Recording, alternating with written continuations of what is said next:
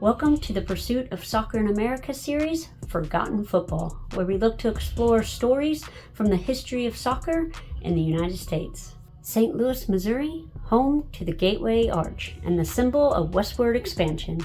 St. Louis also has a long history as a major hotbed for soccer in the United States and claims the title of America's first soccer capital. In 1875, the first recorded soccer-like game took place in St. Louis, Missouri at the future site of Sportsman Park between the Blondes and the Brunettes. This is said to be between two groups of lawyers and that the Blondes took home the win.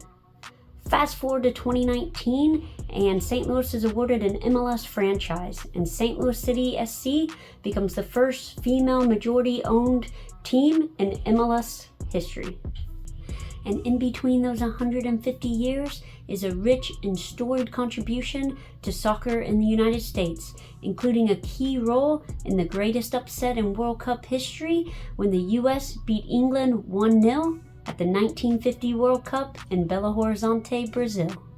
On March 29, 1950, the U.S. met England in the second round of the World Cup. The result, an already foregone conclusion to most, as the London bookmakers placed the odds at 500 to 1.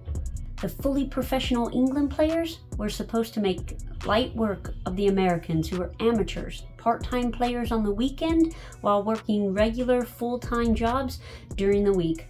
But the Americans were determined to put up a fight, and in the 38th minute, the impossible happened. Joe Gathens dove to head the ball into the back of the England net off a shot from Captain Walter Barr. After the goal, the English mounted attack after attack, but could not break through the stout defense of the Americans. Towards the end of the game, on a promising attack, Charlie Colombo put in a crunching tackle on England's Stanley Mortensen, and goalkeeper Frank Borghi came up with a fantastic save on the subsequent free kick. As time expired, Gaetjens and Borghi were carried out of the stadium on the shoulders of their teammates as heroes of the game, while the England players stood around the ground completely shocked. That team should be remembered along the same lines as the Lisbon Lions, the Celtic team that won the European Cup in 1967, or the Leicester City team that won the Premier League in the 2015-2016 season. But in the United States, unfortunately, that team, that game, is all but unknown or forgotten.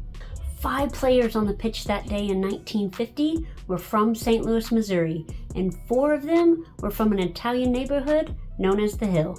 So come along with me as we walk around the couple blocks of Daggett Avenue and Marconi Street to visit the workplaces and homes of players such as Charlie Colombo, the goalkeeper Frank Borghi, Frank Wallace, and Gino Pariani. Best of all, there are still markers, plaques in the concrete that display where these players used to live. The first house we come to on Daggett Avenue belongs to Frank Pee Wee Wallace. Wallace served in the U.S. Army during World War II and was captured by German forces and held in a German POW camp. After returning from the war, he joined the St. Louis Simpkins Ford soccer team and won a pair of U.S. Open Cups in 1948 and 1950 while working full-time as a mailman. Wallace died in 1979 after a long battle with a brain tumor. Literally across the street is the house of Gino Pariani, who worked on the docks of the Mississippi River. Pariani is also a member of the St. Louis Simpkins Ford team that won a couple of U.S. Open Cups, as well as did the double in 1950 by winning the U.S. Open Cup and the St. Louis Soccer League.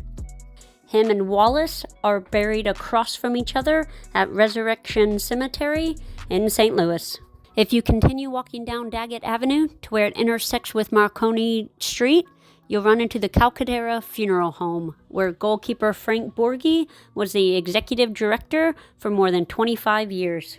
The funeral of teammate Frank Wallace was also held at the Calcaterra Funeral Home.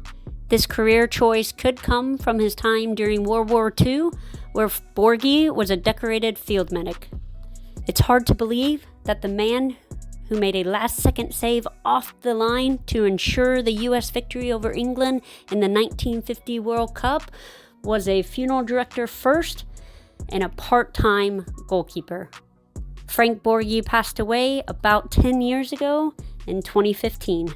Over a few blocks on Elizabeth Avenue, you'll find the home of Charlie Colombo, the center halfback who made the famous rugby-like tackle on England's Mortensen in the 82nd minute of the game.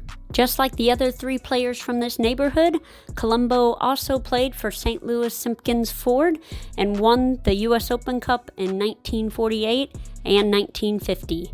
But his main job was as a supervisor at a local meat packing plant. He is also known for being a teacher and a mentor at the St. Ambrose Church that is still a staple in this Italian community.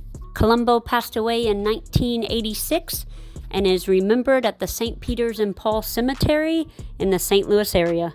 The 5th player from St. Louis was Harry Keough, and unlike the other 4, he played for the Cutest Soccer Club in St. Louis, but also won a couple of U.S. Open Cups in 1952 and 1954. Keough went on to become coach of the St. Louis University men's soccer team in 1967, and in his first 7 years, he won 5 national titles.